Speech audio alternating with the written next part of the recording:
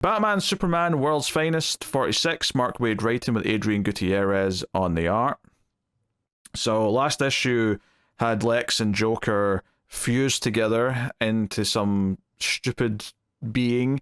I've got a confession to make, Matt. You didn't read this? I started reading it, and I got like to the title page. So I read the first 2 pages, and I realized that I took in almost nothing from what was said on those first 2 pages. Fair. And I went, you know what? I have been forcing myself through this book for like maybe like 2 years at this point of not really enjoying it that much. So I kind of skimmed the rest of it just to see kind of roughly where it was going. So I saw what the ending was, and I'm like, okay, well, obviously they're going to retcon that next issue or whenever, because we're in the past, so, you know, all these characters can't know these things yet, so it's fine. But but skimming through it and seeing that Batman and Superman fused together to become that weird combination again to fight the combination of Lex and Joker, I'm like, do you know what? I like it's like almost like I skimmed ahead to just make sure, do I really not want to read this? And then I saw that and went, yeah, I don't want to read this. I think I'm done with this. I'm good.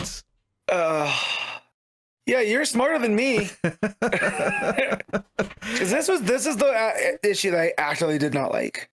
Because it's going through all the tropes that we've seen Waid do through just about every arc here. With playing with the past. I hate the combination Joker Lex. I hated reading all those pages because they're doing the purple font and it's just a little bit different when Lex is talking versus when Joker's talking. And when Lex is talking, he's using all these flowery words or whatever, and Joker makes fun of him to the point where Joker eventually knocks down the wall between them in the mental wall, and he is fully in control now. And I was like, well, at least now I don't have to settle with or deal with the back and forth. But like the combination Superman, Batman, how they get that where there's just enough of them left over from that beam that Joker Lex hit him with, that if Superman and Batman work together, they can kind of fuse their molecules to be a little bit tangible. So they go to Hal, and Hal hits him with the willpower that created this combination Superman-Batman in order to fight Lex, Joker. And where it goes with... So Joker fully takes over the combination body, and because he's wearing the Absorbicon, which is that thing that they got from Hawkman, he's able to put his insanity into other people. So people across, I think they're in Gotham, start doing like bad things. Like one guy jumps, he's a construction worker, jumps off a building that he's working on. One of the gangsters is doing like a deal, ends up shooting everybody else. A wife goes to stab her husband, and like combination Superman Batman managed to make the save on everything. And it's because of this ability to push the thoughts into everybody, and the fact that they have access to all knowledge. The combination Joker Luthor or Joker Lex lets everybody know who Superman and Batman are, right? Yeah. That was the final 2 pages that I saw, which was you see Gordon say the name Bruce, and then you see like Lois and Jimmy looking over at Clark's desk like, what? Yeah. And the reason that combination Superman Batman are able to find him is because there's this energy coming from the Absorbicon and Joker Lex. They're able to, and I'm like, this is all just Silver Agey nonsense.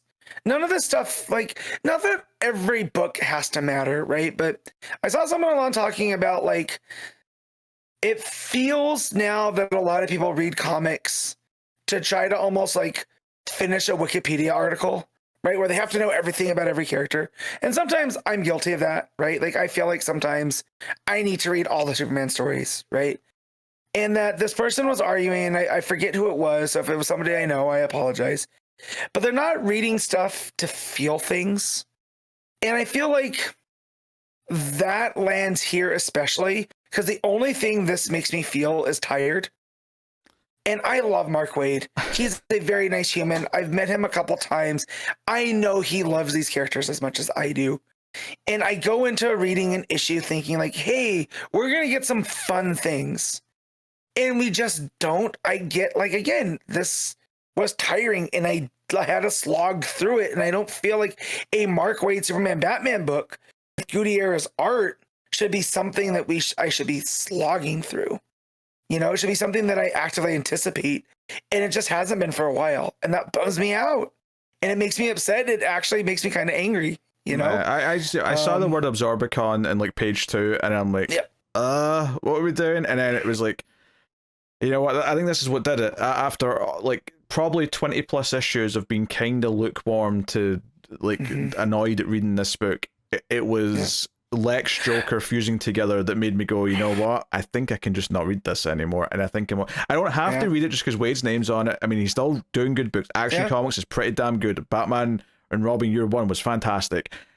I don't necessarily need to read this just because his name's on it, right? It's okay. I could just be like, nope, I'm fine. Moving on with my life. Yeah, and when it comes to the art, I'm glad Gutierrez is getting to work with Mark Waid and getting to draw all these different heroes, and it's great because I really was a fan of his art from that Blue Beetle book that I read, you know? And so, like, that's cool, but just like some of the stuff here with the combination Joker Lex and the combination Superman, and I feel like this is just like, that's the word I'm looking for.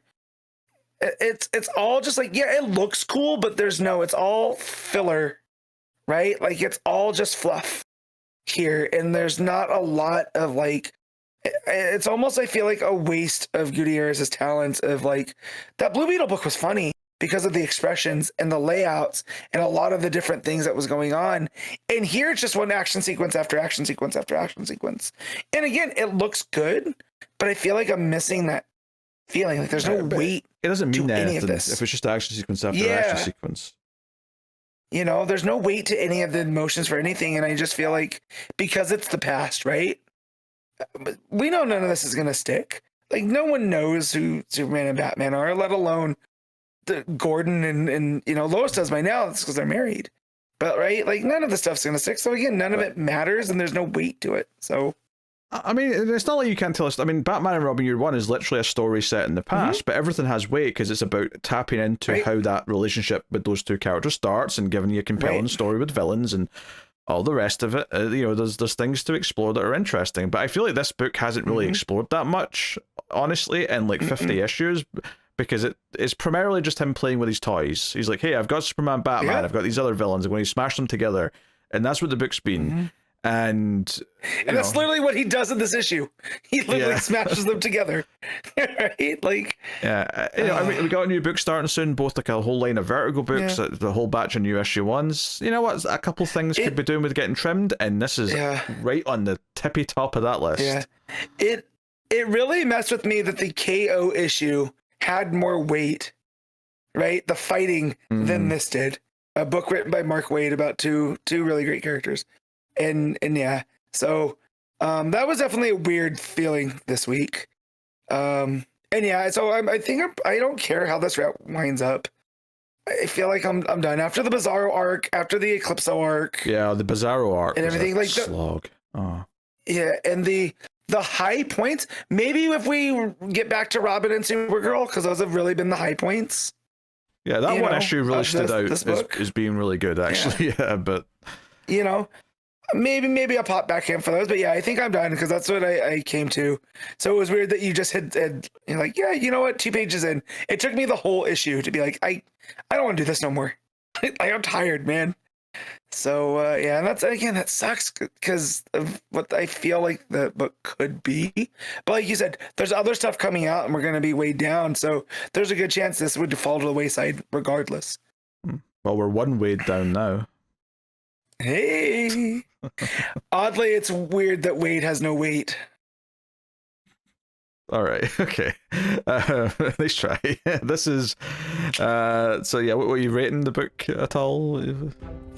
Man, I guess because technically it's not bad, it's just I'll give it a 5.5. It's 5.5. 5.5.